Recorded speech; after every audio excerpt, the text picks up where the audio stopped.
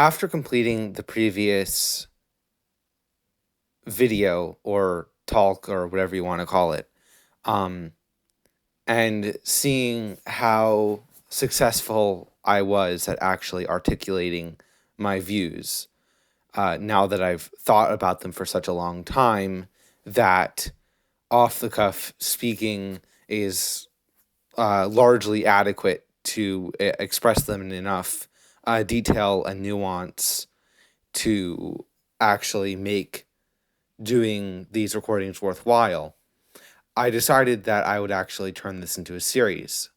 But before I move on with the next section, which is going to cover spinning out more of what we can understand or get from the presuppositions that I arrived at in the first section, I want to explore a little more the concept of performative basicness, because it's a key point in the selection of the presuppositions that I covered earlier. And it also becomes a very important point later on as well. So to briefly restate what the idea is to begin with, the idea of a performative contradiction is when the belief that you are expressing through your action is different and contradictory to a belief that you are expressing through speech or thought. An example of this might be saying, I don't believe anyone should kill while killing someone. That's a very basic example, but there are more nuanced examples, obviously. Now, the idea of performative basicness essentially is that there are certain propositions that cannot be denied without being caught in a performative contradiction. An example of a simple one would be me saying I do not exist, or even thinking it, even conceptualizing it. Because in order to conceptualize it, obviously something has to exist that is doing thinking, that is capable of introspection to itself to hear its own thinking, and this is what I identify with myself. Now, the reason that this idea of performative basicness is so important is because when selecting presuppositions, we want to select only the presuppositions that cannot be escaped already, because we don't want to add any more presuppositions than we have to. So basically, the project is to cut out all of the ones we can escape, and then make explicit and understand and analyze the ones we cannot escape. And so this is why the idea of performative basicness is so important, is because a proposition that is performatively basic is inescapable. Even if we wanted to eliminate it from our list of premises, we wouldn't be able to. Which means that we're forced to accept it, so we might as well keep it and understand what it means and what it implies. But it doesn't give us license to just pile more things on top. Importantly, as well, something being performatively basic gives us some indication of where it stands, what it is in the firmament of our epistemology. In that, something like the fact that I exist, which is performatively basic, actually gives us insight into the practical necessities and the ontological nature of existence. So things that are performatively basic, they are that way. That's a very special property. There's something special about these propositions that makes them performatively basic. For one thing, it means that they get at some very important practical necessity that we have to acknowledge if we actually want to think or function at all. But secondly, for something to be performatively basic, it often has to get at some interesting ontological or epistemological or metaphysical or phenomenological or psychological ground truth. Another example of one of these sort of performatively basic propositions that I actually didn't mention in the previous video because it didn't have to do with epistemology and therefore didn't come under the heading of experientialism is the fact that my life is valuable, or that, whoever's thinking's life is valuable. Because to continue to live requires a continual effort to maintain that life. And so you are essentially, by maintaining that action, or even by just not eliminating your life, you're demonstrating the fact that you value it more than non-life.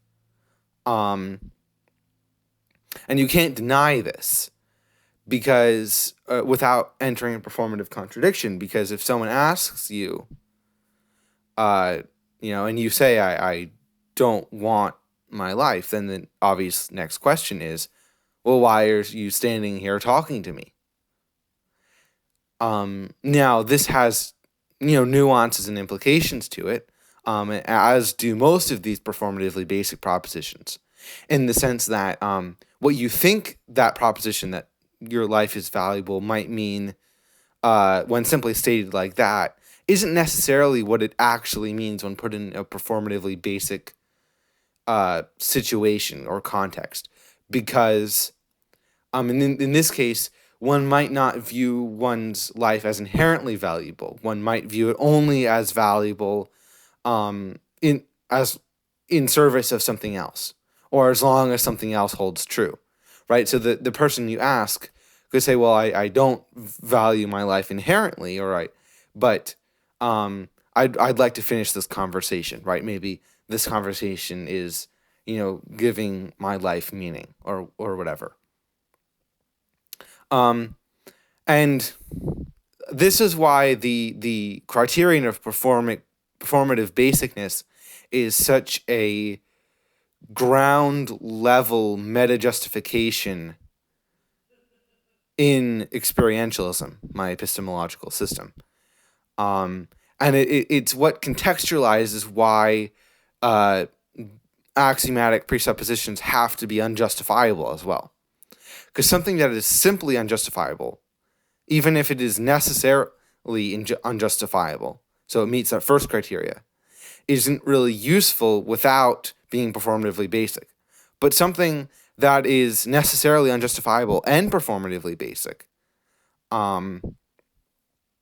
means that it is performatively, it essentially the first criteria acts as a second insurance, another way to look at things that could be performatively basic, to narrow down the field to things that are either utterly and completely useless or performatively basic.